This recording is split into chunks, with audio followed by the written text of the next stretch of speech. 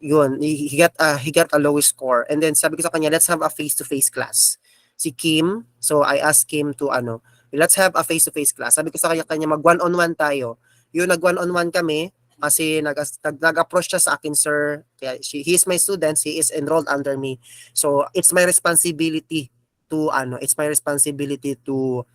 pass to let him pass the board examination. Kung hindi ko in-address yung problema niya, no, there's a possibility na hindi siya papasa sa board examination. Sabi ko sa kanya, let's see, ano ba yung problema mo?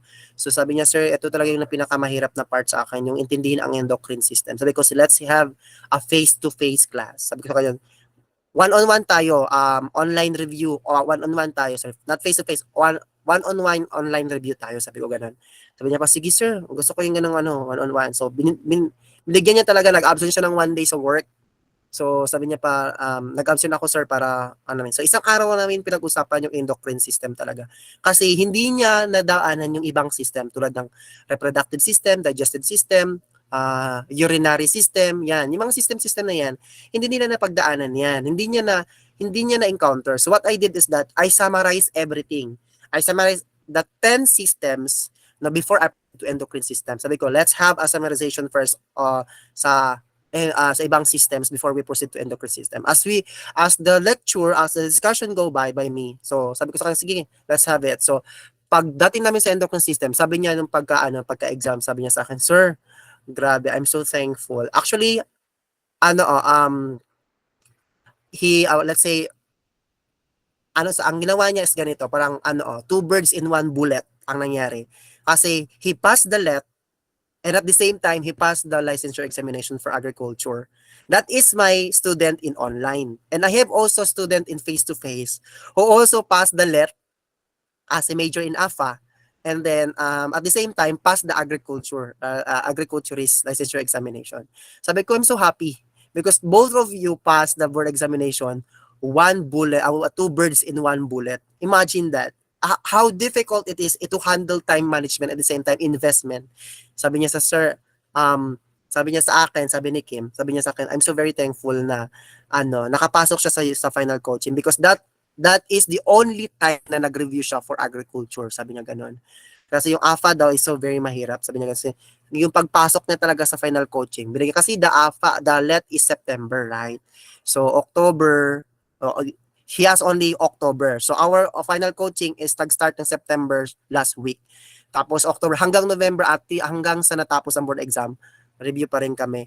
Doon sa part lang na may hirapan sila. Para at least kung mag-review sila ulit, maano nila ulit, maalala nila. So yun, dinamayan ko sila. And then doon nalaman ko na after 15 weeks, yun, he passed the board exam. Actually, siya ang pinaka-lowest talaga sa endocrine system, sa hormone. No guys, it is not about the scores. It is not about na you have the highest score. It is not about that. You are top in the review center. May kilala po akong magna cum laude. She always top the review center. Pag sa review center, top the exams in the review center. Top 1, top 2, pero third take po siya sa agriculture board exam. Third take po yun. Last chance niya na yun. Pero she passed the board exam sa last chance niya. 75 sarado ang kanyang grado. Pero she graduated magna cum laude. 'Di ba? Imagine that. Imagine how experience bind with theory. Kasi pag magna cum laude ka lang, usually like us, no, we are focusing only to theory, no, kasi yun na nga, theory na kami. Pero pagdating sa field, no, kailangan i-apply namin yun. That's why we are trying to get into na sa application kasi nahirapan na kasi we have the foundation na hindi ganyan talaga yung sa theory, ganun. So dapat iba din kasi iba din sa field Iba din siya pag i-apply mo na sa field. So merong changes sa lahat ng mga pinag-aaralan. Okay, so that's why very important yung ating endocrine systems. Okay, yung endocrine systems, no, we will tackle about the characteristics of endocrine glands and hormones. Okay, and then the position of the main endocrine glands in the body. Saan ba yung mga position? Kasi there are a lot of positions in our body. Okay, and we have number 3, the relationship between the pituitary gland and the hypothalamus. Okay?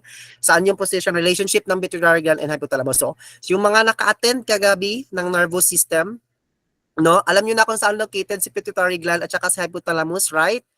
So you are very wise. You are wise. You're good. Okay? And we have number 4, the main hormones produced by the two parts of the pituitary gland and their effects on the body. What are those parts? We have anterior and posterior pituitary gland. Okay? And we have number 5, that is the main hormones. Now, what is the main hormones produced by that's pineal, thyroid, parathyroid, and adrenal glands. No? And then the pancreas, and then the ovary, and testicles in regard to their effects on the body. And you have also what is meant by homeostasis, no? Yung iba, alam na agad yan kung ano ibig sabihin ng homeostasis. Because homeostasis is the constant or the maintenance of the condition of the body, temperature, condition temperature in the body. And then we have the feedback control of the hormones. Now, what is the result of that hormones? And lastly, we will tackle about the homeostatic mechanisms. This one is very tricky, but we need to study this one. That allow an animal to control its temperature, water balance, blood volume, and acid or base balance. No, this is in relevant to the urinary system. Okay, so you should be familiar with those systems. Okay, let's focus now. We have the endocrine system. The endocrine system, in order to survive, the animals, no, they need endocrine systems, okay? Must constantly adapt to changes in the environment. They should be adapt to the changes in the environment. Kasi nagbabago ang environment. It depends on the weather. The nervous and the endocrine systems both work together to bring about this adaptation. And to give you definition on that endocrine system produces an hormone. A hormone is a chemical messenger. That is a chemical messenger. Okay? That is a chemical messenger that provides, no, I mean, that passes throughout the bloodstream or a duct. D-U-C-T. Duct. Yun. Alam na yan agad nila. So, pinag-usapan namin about duct. Okay? Dadaan sa bloodstream or sa duct. Okay? In general, endocrine system is represented by a set of heterogeneous structures. Pag sinabing heterogeneous structures, the same functions of the structures. An origin of formation capable of internal secretion, like the release of biological active substances, we have the hormones, the chemical messengers, and that flow directly into the bloodstream or ducts. Those hormones that doesn't have ducts, okay, so they pass into the bloodstream, no, sa ugat. And you have, for example, think about what happens when male and female can cat meet under your bedroom window at night. So the initial response of both cats may include spitting, okay? They include fighting and spine tingling, yowling, all brought about the nervous system. Okay, we have the fear and stress then activates the adrenal glands to secrete the hormone adrenaline. Adrenaline, or known as adrenaline rush.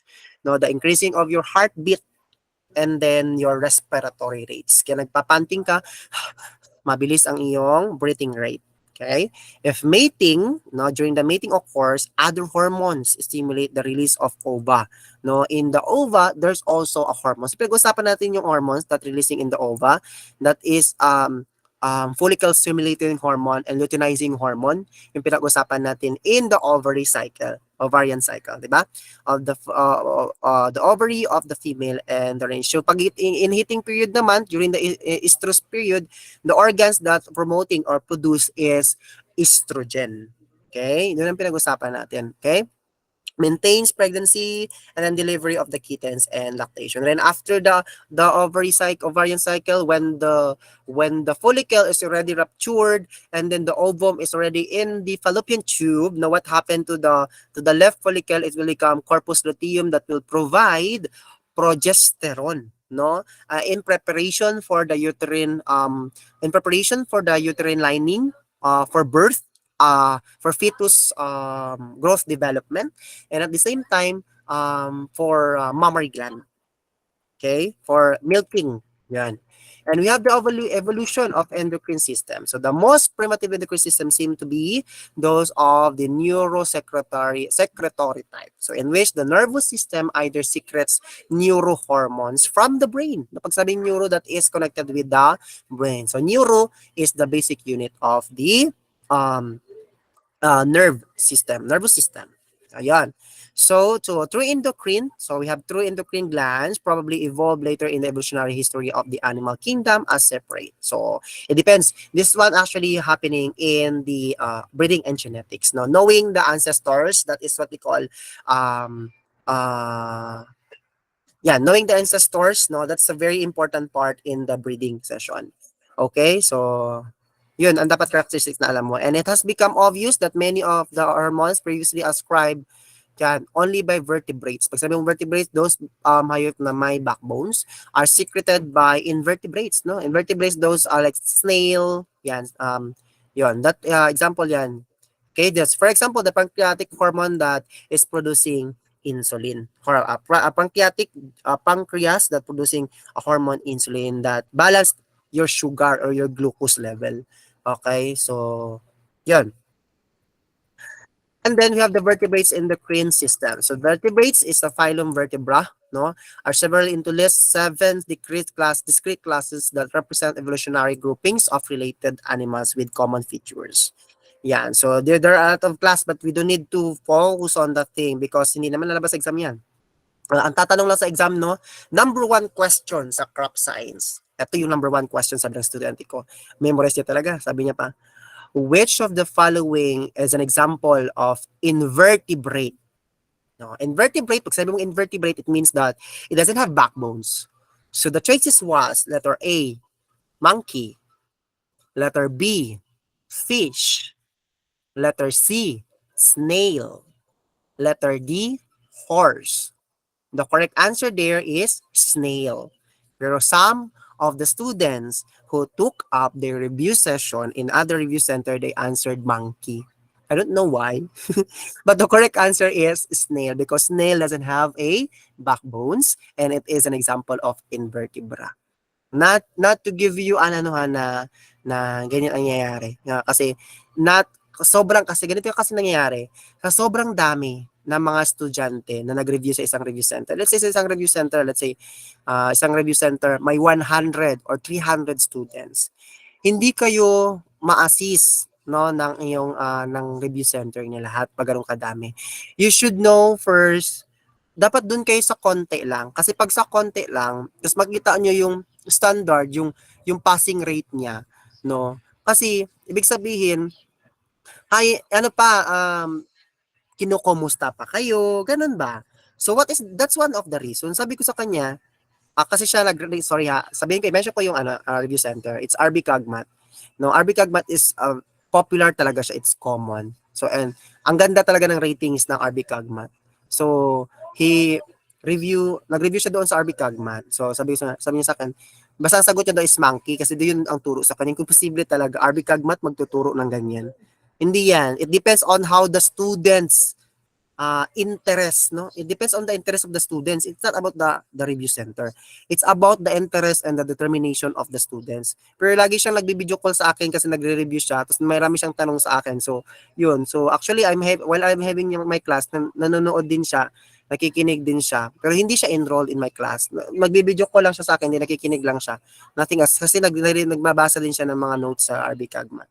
Sabi ko sa kanya, if you're going to attend my class, attend ka ng class ko, yung seryoso talaga. Hindi siya nagseryoso, that's why he did not pass the exam. And actually, he got 59 score. So, hindi ko na yung problema. It's his problem. Kasi kahit pag i-correct mo, nagagalit. Kasi yun daw sabi ng RB Cagmat. So, wala akong magawa dun. RB Cagmat yun. Okay, we have, so that's all, okay? That's all about the review center.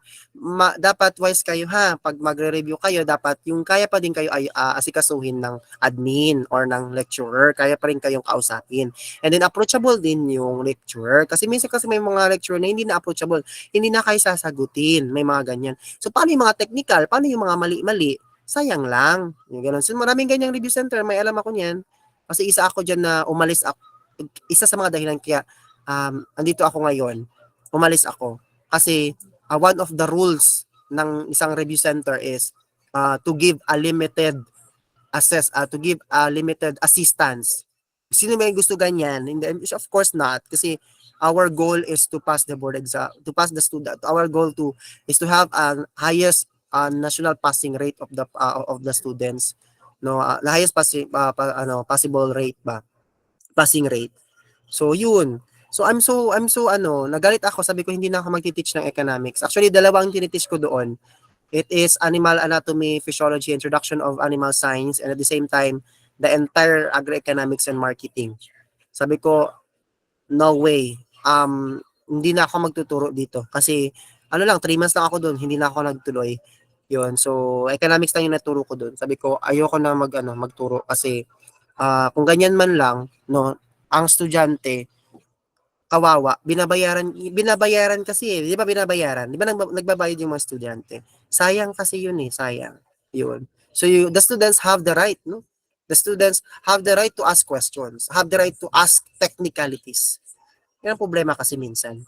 Okay? So you should know that, you should ask feedback. Okay? You can ask naman feedback from my students. You can ask everyone there who knows Angelo well. Ayan, so yung kilala talaga si Angelo.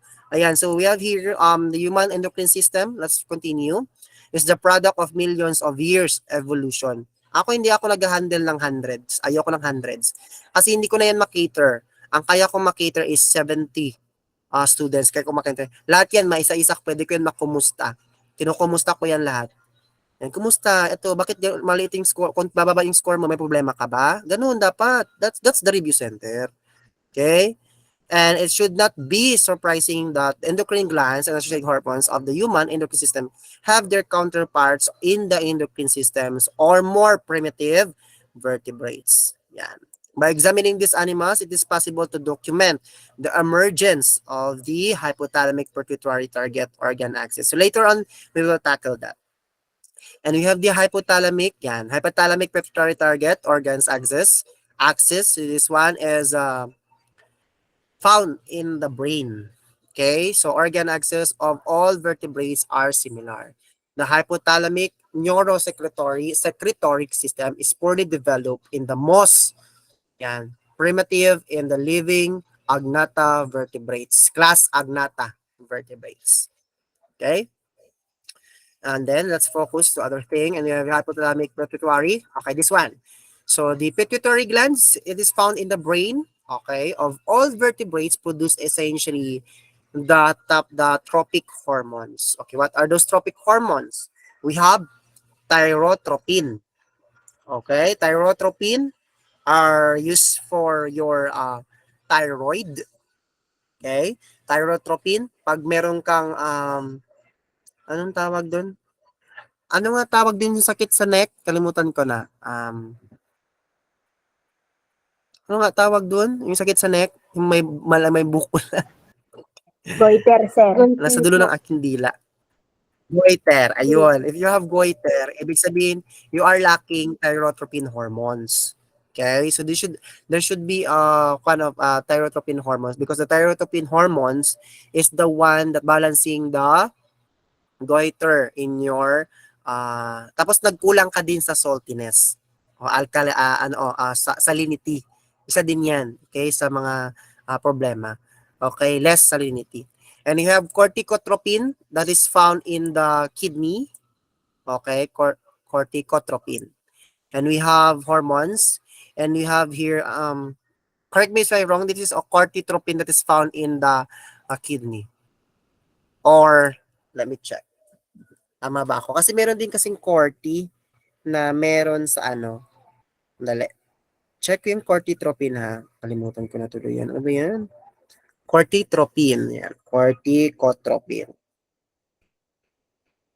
Kasi meron corticotropin din sa tropin.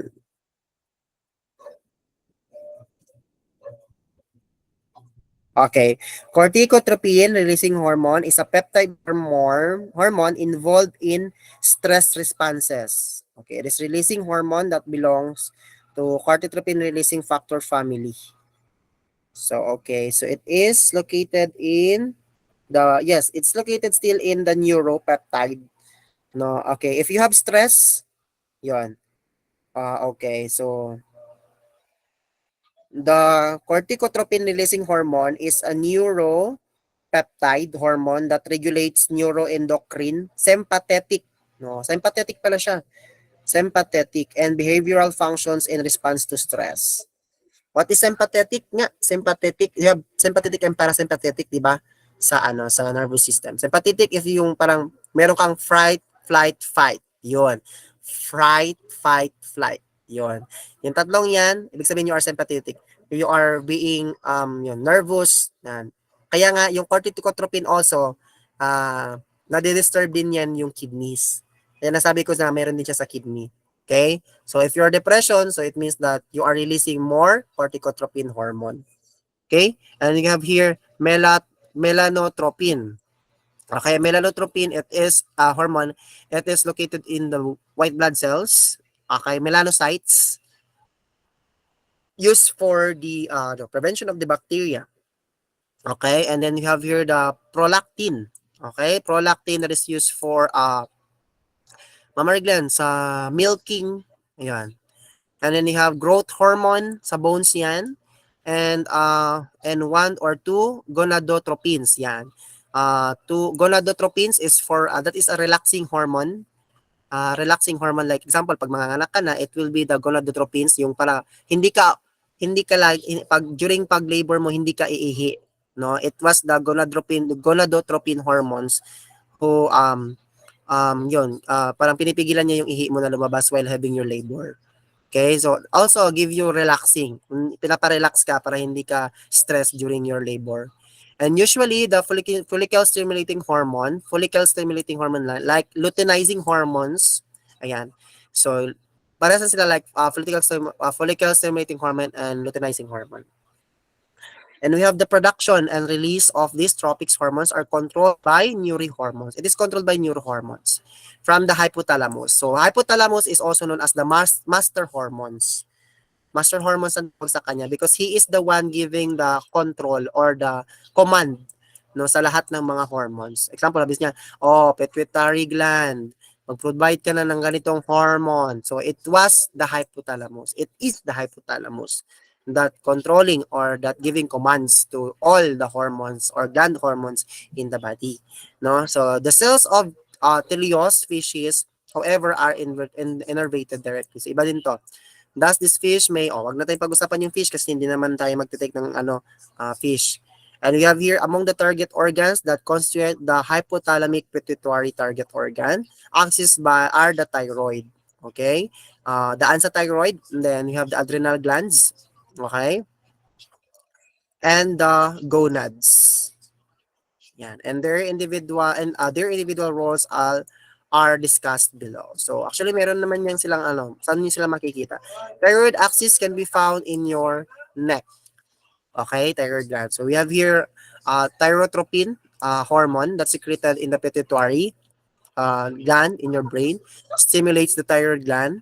Okay, so to release thyroid hormones, which help them to regulate development, growth, metabolism, and reproduction. So in humans, these thyroid hormones are known as tridothyronin.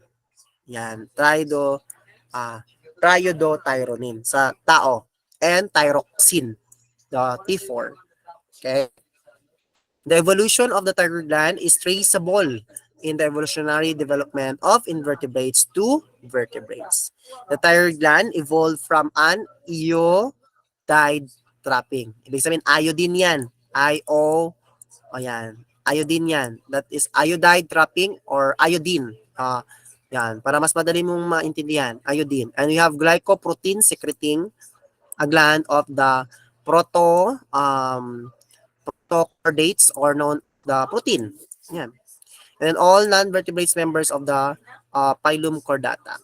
And we have the ability of many invertebrates to concentrate iodide, okay, an important ingredient in thyroid hormones. Diba? Sabi ko sa inyo, pag kulang, saltiness yan, pag-usapan pag iodide.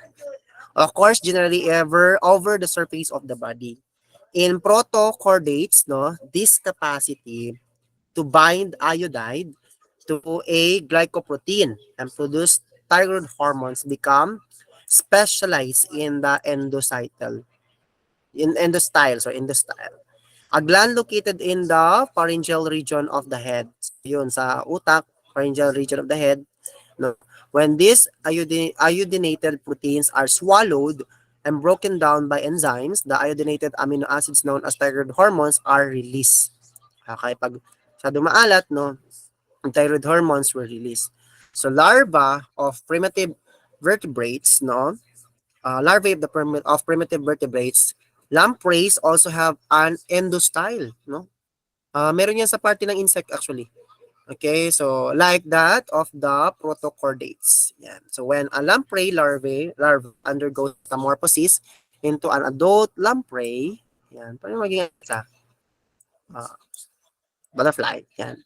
The endostyle, ayan, we have here, the endostyle breaks into fragments. So the resulting clumps of the endostyle cells differentiate into the separate follicles of the thyroid gland. Thyroid hormones actually direct metamorphosis, okay, in the larvae of lampreys, fishes, and amphibians. Rods of fishes consist of scattered follicles in the pharyngeal region. In tetrapods naman, and a few fishes, the thyroid becomes encapsulated by a layer of connective tissue. So we focus only in the human and in animals. Okay?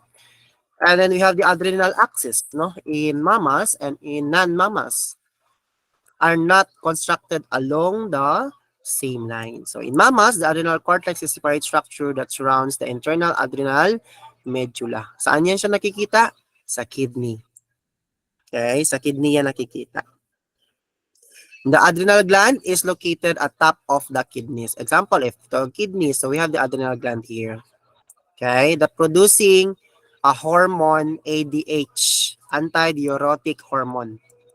Yan, as far as remember. ADH or antidiuretic hormone. Yan. And then, because the cells of the adrenal cortex and adrenal medulla do not form separate structures in non-mammals as they do in mammals, they are often referred to as in different terms. Ayan. So the cells corresponds to the adrenal cortex in mammals are called interrenal cells. Yan. So focus tayo sa iba. Yan. And the cells that correspond to the adrenal medulla are called chromaffin cells. Yan. And then, wag na tayo sa fish. Hindi naman tayo mag-fish. And we have the gonadal axis. Saan ba nakikita si gonadal? Gonads. Nakikita niya sa reproductive system. Okay? Nakikita siya sa reproductive system. So, gonadotropins is secreted by the pituitary. Yan. So, gonadotropins hormones secreted by the pituitary gland are basically luteinizing hormone, like follicle stimulating hormone, like in their actions on vertebrate gonads. In general, the follicle stimulating hormone, like hormones, promote development of eggs and sperm. Yan, during the development of eggs and sperm, we have the follicle stimulating hormone. In the seminiferous tubule, no, doon dumadaan si gonadotropins, where the hormones testosterone is waiting and production of hormones testosterone. And also there is a follicle stimulating hormone to promote for the development of the eggs or the spermatozoa. The spermatozoa and the eggs of the female. Spermatozoa of the male. And the luteinizing hormone naman is used for the ovulation, no, during the ovarian cycle of the female reproductive organs. And also in the of the sperm. Okay? Both types of gonadotropins stimulate the secretion of the steroid hormones.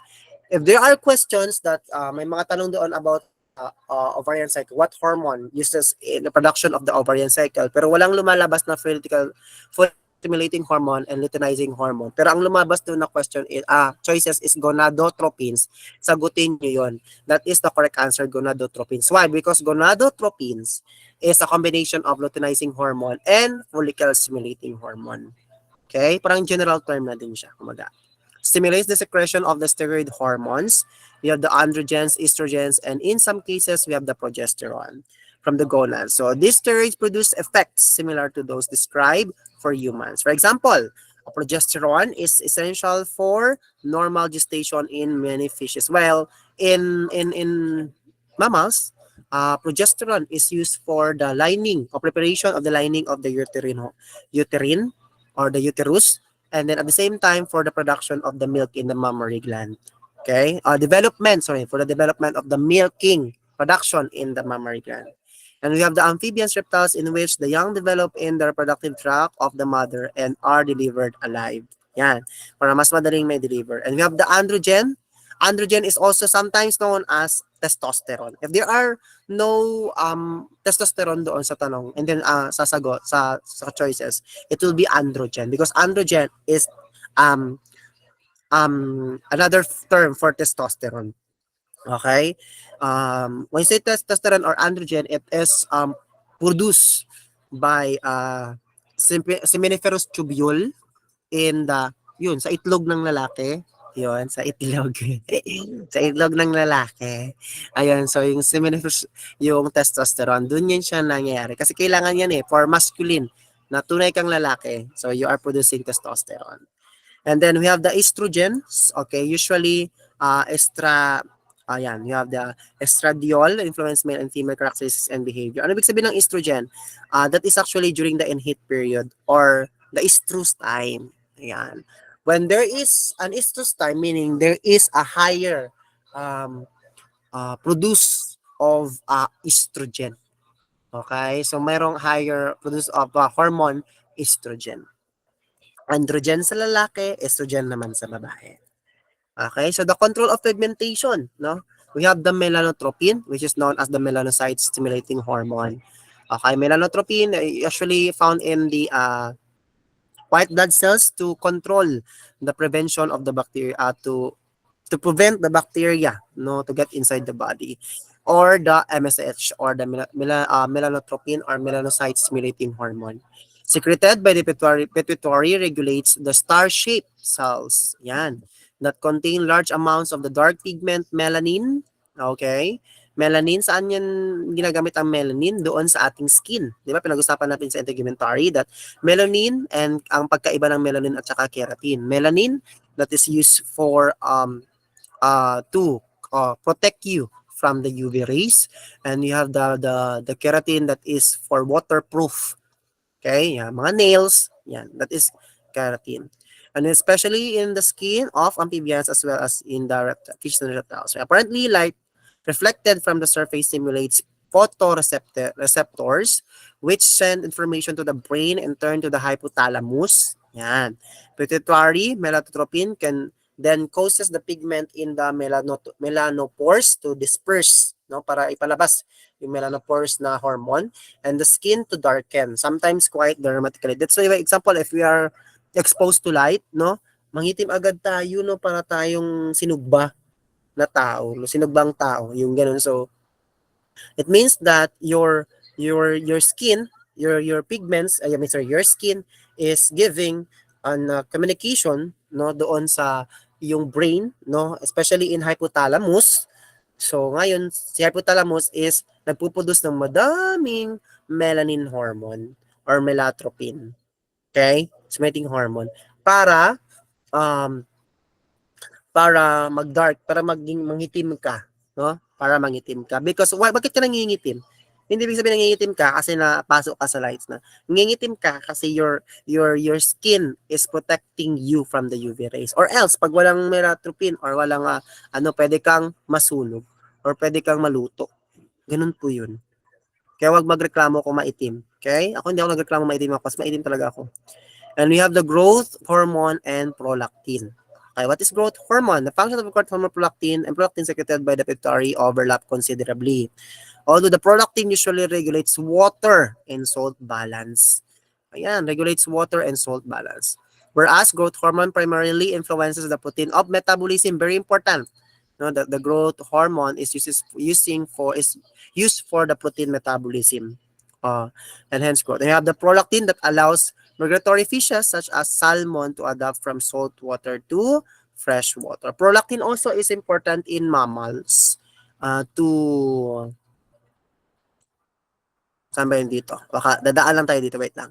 So we have here prolactin has been described as a larval growth hormone sa larva. And it can also prevent metamorphosis of the larva into adult.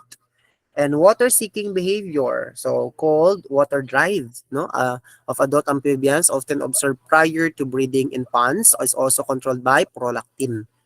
Okay, para hindi masyadong no, yung water drive yan. So water-seeking behavior. And we have also the production of protein, no, rich secretion by the skin of the discussed fish, okay, called the discussed milk.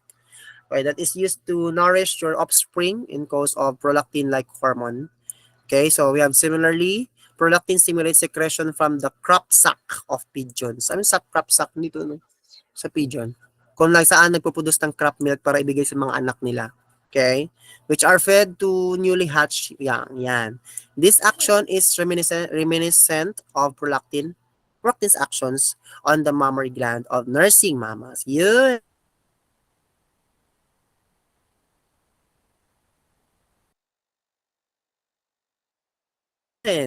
Prolactins is the actions of the mammary glands. Okay? So para prolactin also appears to be involved in the differentiation functions of many sex accessory structures in the mammals and stimulation of the mammalian prostate gland. So prostate gland can be found in the sa utin. No? Sa utin can be found in the utin. So there are glands, three accessory glands, di ba? So prostate gland is important also. For example, the prolactin stimulates cloacal glands, the cloacal glands that is in the chicken, okay, for responsible for special reproductive secretions. Yan. During the pagpalabas ng egg, okay? Para meron siyang may lubrication siya. Tsaka para pag gano'n ng cloacal, hindi masugatan yung cloaca. Okay? We have pag-open. We have prolactin also influences external sexual characteristics such as nuptial pads, and then the height of the tail in the male salamander. So yun, pag-usapan yung mga salamanders, di naman yan iti-take sa exam. And then you have now the pancreas. What is the work of the pancreas now? Pancreas in non-mammals, in endocrine gland that secretes insulin. Yan, and also glucagon and somatostatin. Okay? A pancreatic polypeptide, yan, has been identified in birds and may occur in other groups as well. So, insulin lowers blood sugar. Okay? So, the insulin hormone produced by a pancreas lowers the blood sugar or hypoglycemia in most vertebrates.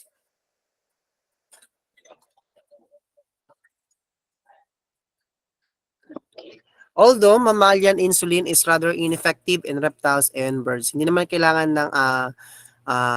kailangan ng insulin sa ineffective siya sa reptiles and birds. And we have the glucagon is a hyperglycemic hormone. It increases the level of sugar in the blood. Okay, so the insulin is the one lowering the blood sugar, and the glucagon, in contrast, we have glucagon, which is the make the sugar level increase. Okay? So wag na tayo sa fishes, hindi naman tayo pag-uusapan ng fishes.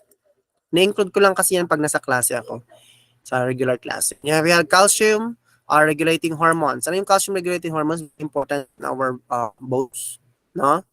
So let's focus to mammals. This is fish, amphibians, reptiles, birds, yan. This one. Paired pharyngeal ultimobranchial glands that secretes the hypocalcemic hormone calcitonin. Yan. Hypocalcemic hormone calcitonin. The corpuscles of tenuous unique granular athletes found only in the kidneys of bony fishes. Hindi siya bones na to eh. Okay, so we have here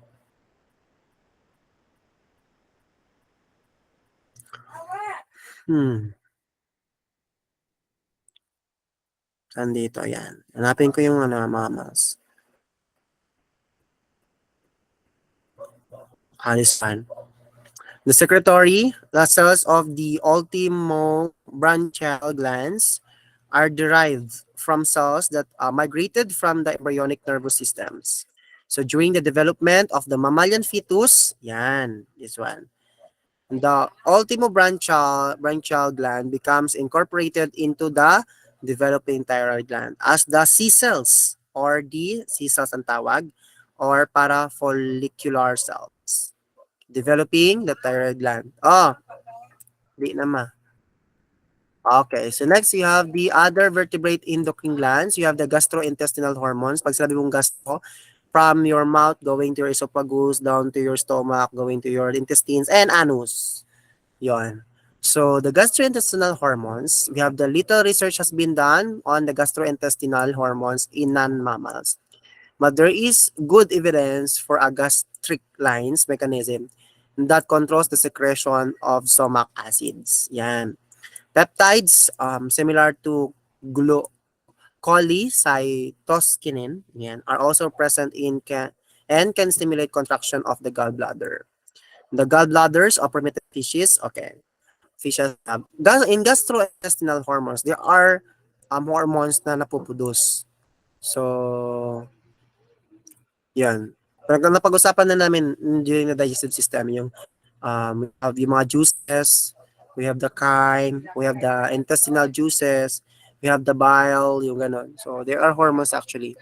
And then we have here the renin or renin-angiotensin system. Yan. In mammals, is represented in non-mammals by the juxtaglomerular cells that secrete renin. Yan, renin sa ihi. Okay, secrete renin associated with the kidney. Very important in the ihi. The macula densa that functions as a detector of sodium levels within the kidney tubules of tetrapods. However, has not been found in the fishes. So, ibig sabihin, the renin-angiotensin system, other mammalian endocrine systems can be found in the kidney that secretes hormone renin. Okay, hormone renin for the urinary, okay, and for the filtering of blood. And we have the pineal complex.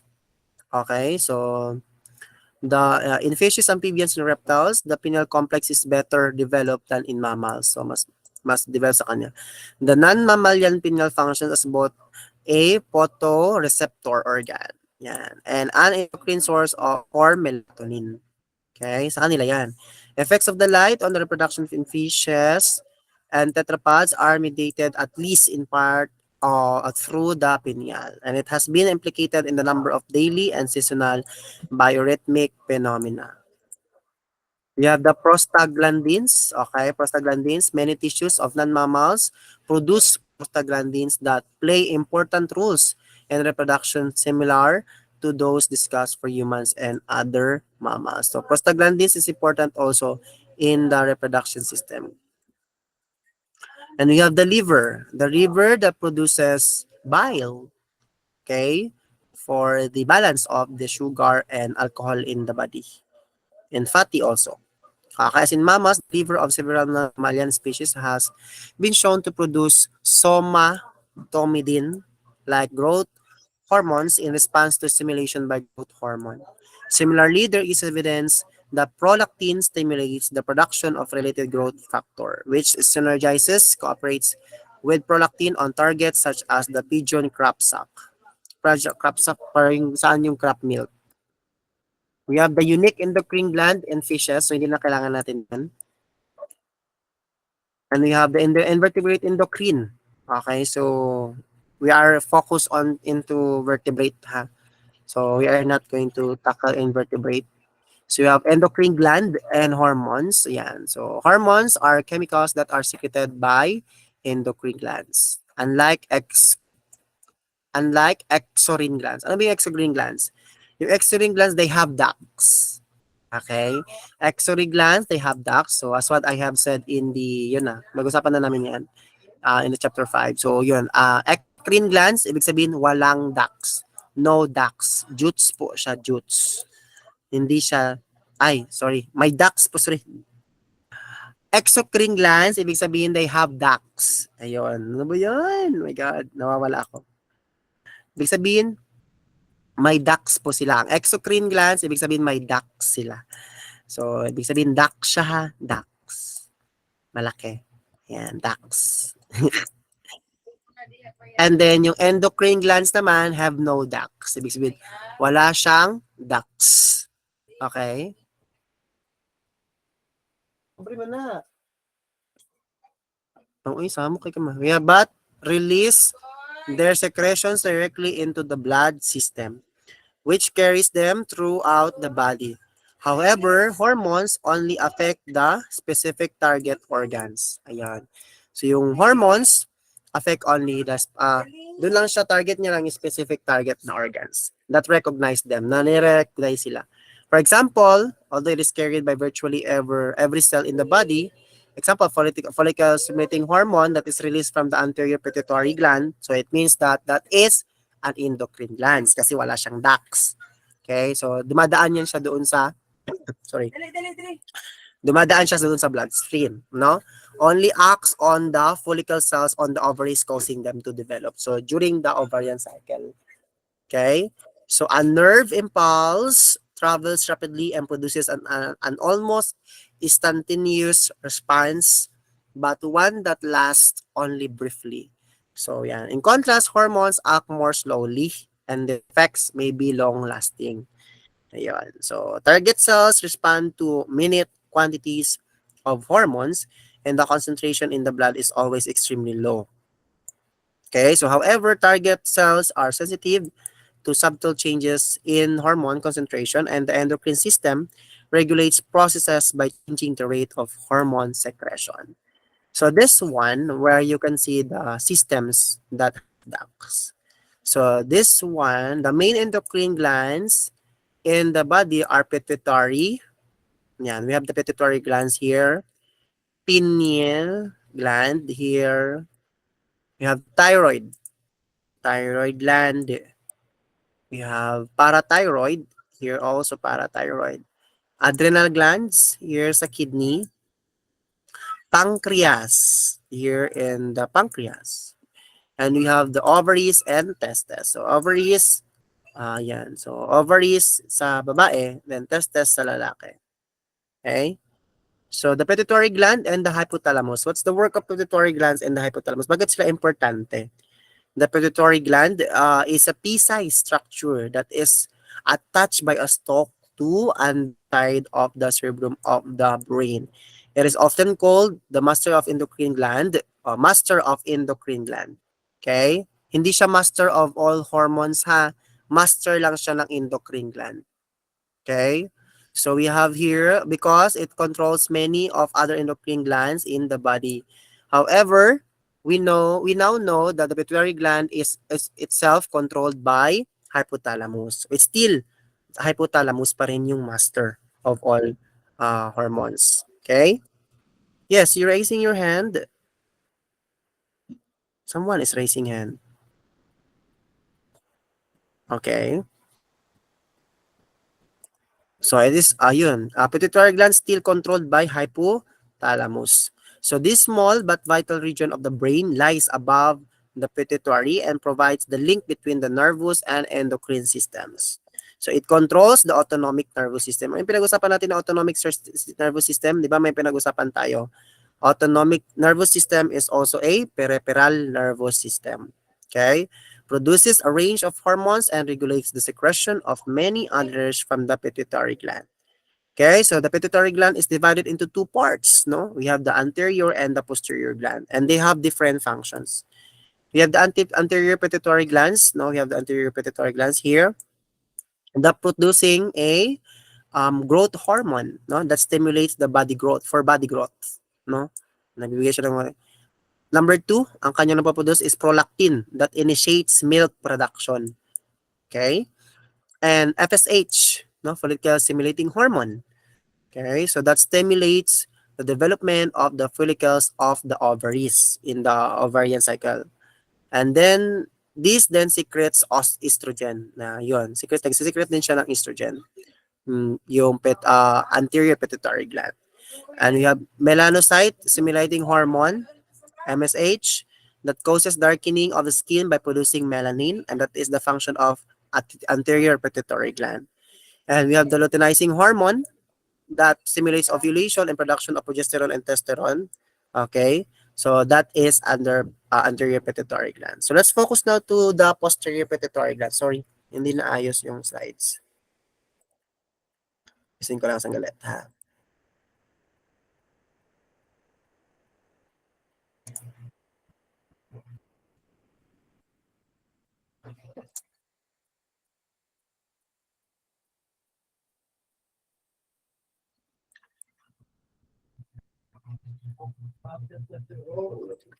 Okay. So we have the posterior pituitary gland, which is yung sa labas. Okay. That is producing an antidiuretic hormone for kidney, no, to regulate water loss and increase blood pressures.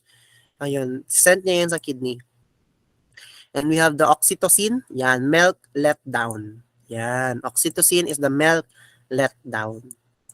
Okay? Sa mammary gland, no, sa odor ng babae. And we have the pineal gland is found deep within the brain. Ayan. It is sometimes known as the third eye. Okay? As it responds to the light and day length and produces the hormone melatonin. Okay? Melatonin. What is melatonin? Iba yung melanin sa melatonin. Okay? Which influences the development of sexual maturity and seasonality of breeding and hibernation. So, bright light inhibits melatonin secretion. Okay, low level of melatonin in bright light makes one feel good, and this increases fertility. Okay, so high level of melatonin in dim light makes an animal tired and depressed, and therefore cause low fertility in animals. Pag mataas yung melatonin, ibig sabihin, okay, pag mataas yung melatonin, ibig sabihin mababa ang fertility sa dim light. Pag nasa dim light, pag mababa naman yung melatonin, low ang melatonin sa bright light, no, pag morning, no, there's a chance of a bigger fertility. Okay? And thyroid gland, no, thyroid gland is situated in the neck, okay, just in the front of the windpipe of trachea. It produces the hormone thyroxine. Okay, so which influences the rate of growth and development of young animals. In mature animals, it increases the rate of chemical reactions in the body. Thyroxine consists of 60% iodine. Ayan, 60% iodine. Salt pa rin ang pag-usapan. And too little in the diet can cause goiter. Pag mababa, okay, ang iyong iodine sa 60%, you will be having a goiter. Okay, an enlargement of the thyroid gland. Many inland soils, yan, in New Zealand contain almost no iodine. So goiter can be common in stock when iodine supplements are not given. Okay, so kaya nga 'di ba pag you have goiter, kailangan kumain muna ng mga seaweeds ng maalat-alat. So to add the problem, chemicals called goitrogens, ayan, goitrogens occur naturally in plants like kale that belong to the cabbage family, can also cause goiter even when there is adequate iodine available. Example, kung lagi ka kumakain ng cabbage, that's not good also because it will give you a chemical called goitrogen, okay, na pwedeng magkaroon ka ng goiter. So if you are mahilig sa cabbage, no, iwasan din natin minsan. Okay? Kasi nakakasama siya sa ating thyroid. And we have the parathyroid glands that are also found in the neck, just behind the thyroid glands. Okay? They produce the hormone parathormone. Yan, parathormone that regulates the amount of calcium. No, it regulates the amount of calcium in the blood and influences the secretion of phosphates in the urine. Okay? The adrenal glands naman are situated on the top of the kidney. This one, the adrenal glands. There are two parts of this endocrine. We have the cortex, outer cortex, and the inner medulla. So the adrenal cortex produces several hormones. Madami siyang hormones na napoproduce. So you have aldosterone, okay, that regulates the concentration of sodium and potassium in the blood. Okay, by controlling the amounts that are secreted, reabsorbed in the kidney tubules. Okay, so kailangan siya sa kidney, sodium and potassium. And we have cortisol and cortisol hormone that have complex effects on glucose, protein, fat metabolism. In general, they increase metabolism. They are also often administered to animals to counteract allergies. Okay, so and for treating arthritic and rheumatic conditions. However, prolonged use should be avoided if possible as they can increase weight and reduce the ability to heal. Yun.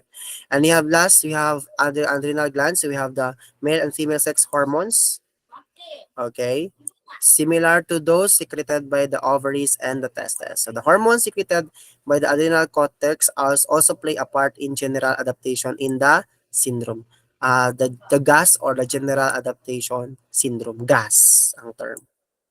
GAS. General adaptation syndrome, which occurs in the situation of prolonged stress of the animals. When we have the pancreas, the pancreas is an oblong, pinkish organ. Pero pag sa bird, para siyang dahon na pahaba. Ganun, no? Pahaba siya. Yes, small intestine in rodents, rabbits, however, it spreads thinly through the mesentery, sometimes called, yeah.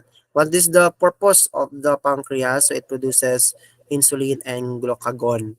Okay, most of pancreas such as exocrine gland. Asan na exocrine gland? So, pancreas is an exocrine gland. Ano yung exocrine gland? They have ducts. They have their own ducts. Kasi may daanan yan siya, pancreatic ducts. Okay, so producing digestive enzymes that are secreted into the small intestine. Ito yun. That endocrine part of the organ consists small cluster of cells. We have the islets of Langerhans. If you're going to go deeply on study of the pancreas, there is a part called islets of Langerhans, which is the one that secrete the hormone insulin in the pancreas sa loob. Okay, this hormone regulates the amount of glucose into the blood by increasing the rate at which glucose is converted to glycogen in the liver and the movement of glucose from the blood into the cells. And we have this what we call diabetes mellitus, the pancreas produces insufficient insulin. Na pag nagkaroon ka ng diabetes mellitus, ibig sabihin, meron kang insufficient insulin, nagkulang ka sa insulin. And glucose levels in the blood, mataas, increase then in danger level. So a major symptom of this condition is glucose in the urine. No, yun, sa ihi mo. And then we have the ovaries, no, a part of the reproductive system na female vertebrates. Doon tayo sa sa pinaka-highlight na part. So you have here the ovaries, no, what are the important in the ovaries? We have actually follicle stimulating hormone, FSH, yan, used for in the ovary, and we have luteinizing FSH, follicle stimulating hormone, luteinizing hormone, ayan, ano pa ba? Sunod ng luteinizing hormone is estrogen, ayan, estrogen, and then ang next na niyan is progesterone. Okay, ganyan, ang process. Sa testes naman, we have the testosterone. Nag-iisa. Okay, testosterone. Ayan, consists of the muscle views, spineous tubule, the producing tubules. Yan. Diyan yan nangyayari ang testosterone. Okay? Okay, let's have a summarization. Hormones are hormones, released into the blood by endocrine glands, like glands with no ducts. Yan. Hormones acts on specific target organs that recognize them. Okay, we have the main endocrine glands in the body. Okay, are hypothalamus, pituitary, pineal, thyroid, parathyroid, adrenal glands, and the pancreas, ovaries, and the testes. And the hypothalamus is situated under the cerebrum of the brain. It produces and controls many of the hormones released the pituitary gland lying adjacent to it. And we have the pituitary gland is divided into two parts. We have the anterior pituitary and the posterior pituitary glands. So anterior pituitary produces growth hormone that stimulates body growth, prolactin that initiates milk production, follicle stimulating hormone that stimulates the development of the ova, And we have the luteinizing hormone that stimulates the development of the corpus luteum, not producing, wait lang, follicle stimulating hormone also producing estrogen. Ayan. So this one, luteinizing hormone that stimulates development of the corpus luteum, not producing progesterone. Ayan. Plus several other hormones. Posterior pituitary releases antidiuretic hormone or ADH for the kidney as for water loss and raises blood pressure. And oxytocin also, that stimulates milk letdown. Pineal gland, and we have here prolactin for in the posterior pituitary gland for the ano yun tawag doon? Production of milk production. Ayan. The pineal gland naman in the brain produces melatonin. Ayan, produces melatonin. And that influences sexual development and breathing. Okay. And you have the thyroid gland located in the neck. No? Thyroxine influences the rate of the growth and development of the young animals. So they consist 60% of iodine. If you are lack of iodine, you will have goiter. Parathyroid glands, situated adjacent to the thyroid glands in the neck, produce parathormone. Okay. That regulates blood calcium and excretion of the phosphates. And we have the adrenal gland located adjacent to the kidneys, is divided into the outer cortex and the inner medulla. And you have the adrenal cortex produces aldosterone, regulates blood concentration of the sodium potassium in the kidney.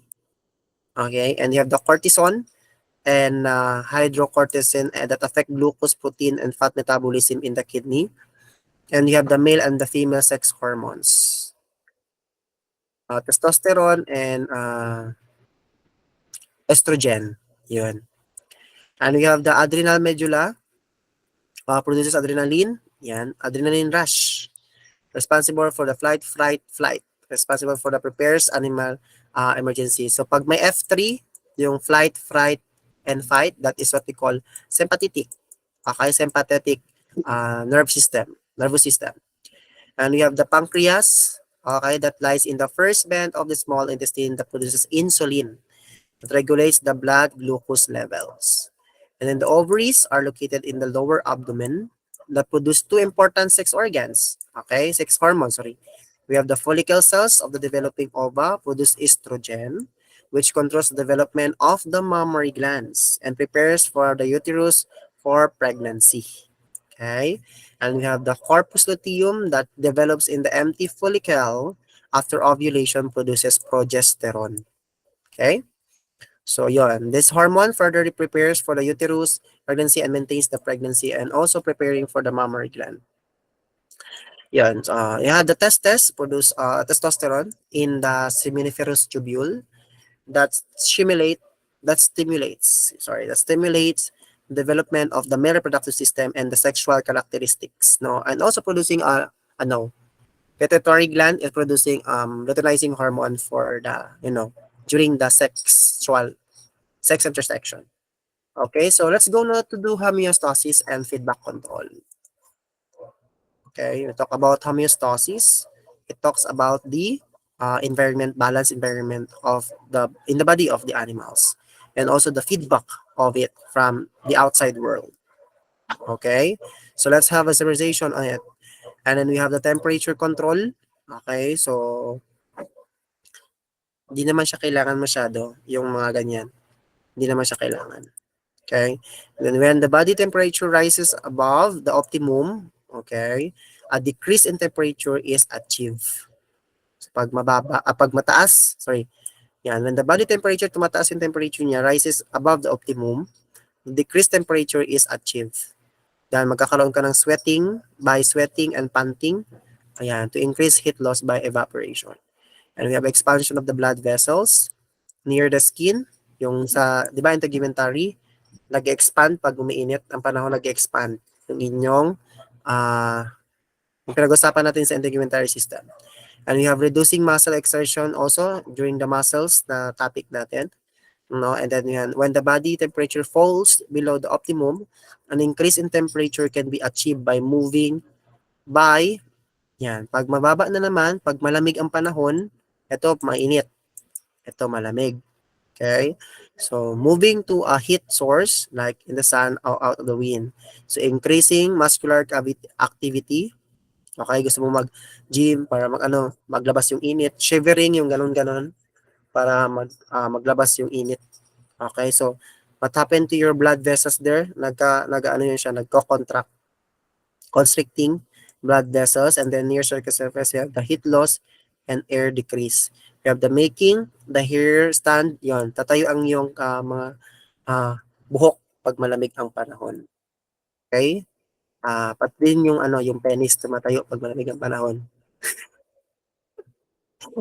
Yun, sumasama din sa homeostatic mechanism.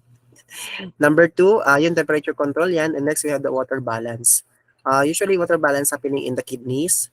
Okay, so consumption of the body fluids, yan, of the diet quantity of water taken in the body of the animals. Okay, so yan. What is the important chemicals? The important chemicals in the balancing of the water is the sodium ions. Okay, letter A.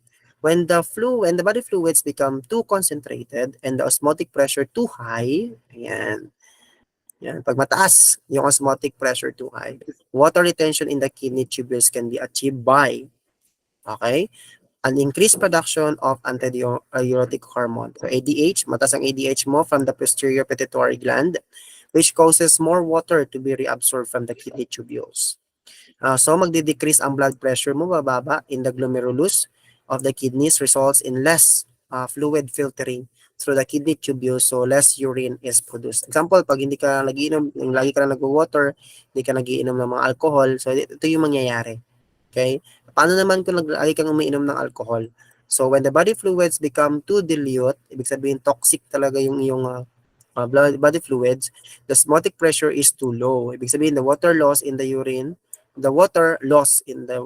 can be achieved by a decrease in the secretion of the ADH. So less water reabsorbed by the kidney tubules and more diluted urine is produced. Then lagi kang naiihi. Okay? You have an increase in the blood pressure, tataas yung blood pressure mo, and in the glomerulus, no, nagkakaroon ng more fluid filters yon into the kidney tubules. So yung may mga kidney stone, yan, and more urine is produced. An increase in sweating, yung lagi ka din na di ba pag pag nalasing ka, makaka-feel ka na sweating, mainit yung katawan mo. That also increase the amount of water loss. And then, kasi nga, mawawala yung water mo because you have a lot of alcohol sa katawan. And then, another hormone, aldosterone, yan, secreted by the cortex of adrenal gland. So, yan. So, what's the increased absorption of the sodium ions from the kidney tubules? This increases water retention since it increases the osmotic pressure of the fluids around the tubules, and water therefore flows out them by osmosis. Osmosis is the pressure, a process of a pressure where the process of transportation where lower concentration to higher concentration with the use of ATP or energy. Ayan. So number 3, we have the maintenance of blood volume after moderate blood loss. Yan. So in your maintenance in your blood, okay? So magkakaroon ng balance in the blood after maubos yung mga dugo. Okay? You have loss of blood or bloody fluids leads to decreased blood volume. Yan. And hence decreased blood pressure. Yan. The result is that the blood system fails to deliver enough oxygen and nutrients to the cells, which stop functioning properly and may die. So the cells of the brain are particularly vulnerable. Okay? Vulnerable yung cells ng brain. This condition known as shock. So nasa shock. Okay? So if blood loss is not extreme, various mechanisms come into play to compensate and ensure permanent tissue damage does not occur. The mechanism include increased thirst, no? Lagi kang nauuhaw, and drinking increases blood volume. Pag lagi kang nagiinom ng water, it will increase the blood volume. Blood vessels in the skin and kidneys constrict to reduce the total volume of the blood system and hence retain blood pressure. Heart rate is increasing, madali kang nervyoso, yon. This also increases blood pressure. And also, antidiuretic hormone is released, no, by the posterior pituitary gland this increases water reabsorption in the collecting ducts of the kidney tubules to concentrated. So concentrated urine is produced and water loss is reduced. Okay? So this helps to maintain the blood volume. Yan din ang trabaho ng antidiuretic hormone. Loss of fluid causes an increase in osmotic pressure of the blood. So proteins, mainly albumin, released into the blood by the liver further increase the osmotic pressure, causing fluid from the tissues to be drawn into the blood by osmosis. So this increases blood volume.